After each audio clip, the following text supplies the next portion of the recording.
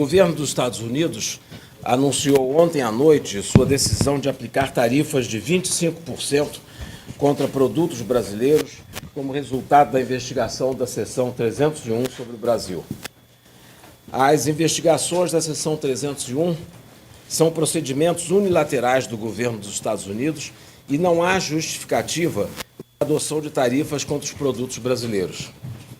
Desde março de 2025, o governo brasileiro manteve mais de 30 reuniões presenciais, virtuais ou por telefone, nos níveis presidencial, ministerial e técnico com autoridades norte-americanas. Somente com Jameson Greer e com Marco Rubio foram realizados 11 contatos, incluindo as reuniões entre os presidentes. O Brasil está, portanto, negociando com os Estados Unidos desde antes do tarifaço original, anunciado em 2 de abril de 2025. Nesse próprio dia 2 de abril, antes do anúncio das tarifas, eu mantive uma chamada telefônica com o representante de comércio dos Estados Unidos, Jameson Greer. Naquele momento, o Brasil foi tarifado em 10%, o menor nível de tarifas aplicado pelos Estados Unidos a qualquer país. Após a carta do presidente Trump ao presidente Lula, de 9 de julho de 2025, as tarifas foram elevadas a 50% por expressa motivação política em tentativa de interferência no poder judiciário brasileiro. Foi justamente nessa carta em que o presidente Trump ameaçou o Brasil com tarifas de 50%, caso o processo contra o ex-presidente da República não fosse imediatamente interrompido. Foi nesta carta que foi dada a instrução ao representante de comércio dos Estados Unidos para que iniciasse a investigação sobre a seção 310 contra o Brasil. Este texto encontra-se na carta que foi enviada ao presidente Lula pela mídia naquele mesmo dia. Desde o primeiro momento, o presidente Lula buscou o diálogo e enfatizou sua disposição de negociar qualquer tema. Nesse sentido, as declarações do secretário de Estado, Marco Rubio, veiculadas na madrugada de hoje nas redes sociais a respeito das tarifas adotadas contra o Brasil, são inaceitáveis, ofensivas ao povo brasileiro e ao governo brasileiro. Rubio ataca de forma grosseira e arrogante o chefe de Estado de um país amigo.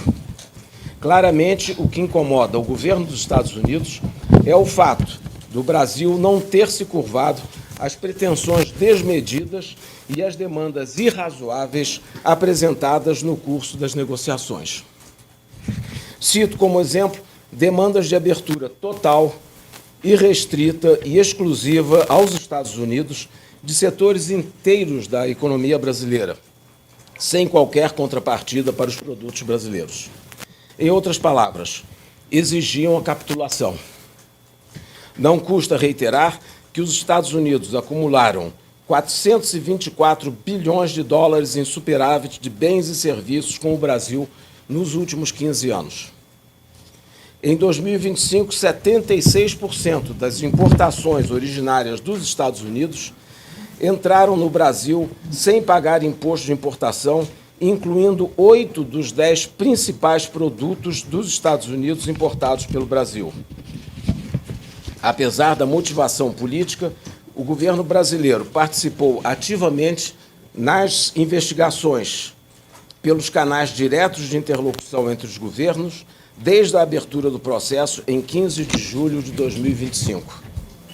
Apresentou 2 defesas escritas ao Escritório de Comércio dos Estados Unidos em 18 de agosto de 2025 e em 10 de setembro de 2025, demonstrando que as políticas e práticas brasileiras investigadas são legítimas, não discriminatórias e não prejudicam o comércio dos Estados Unidos.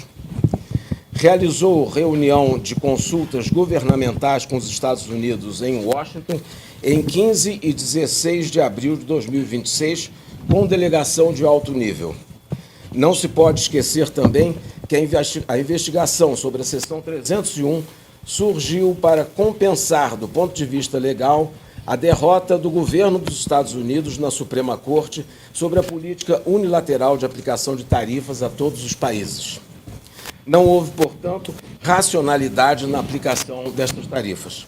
As alegações e declarações de autoridades americanas sobre o PIX são descabidas. O PIX é uma infraestrutura pública de pagamentos criada pelo Banco Central e está disponível a todas as instituições que atuam no Brasil.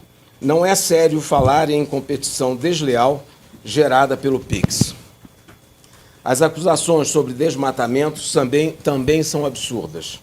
Desde 2022, reduzimos significativamente o desmatamento na Amazônia e no Cerrado.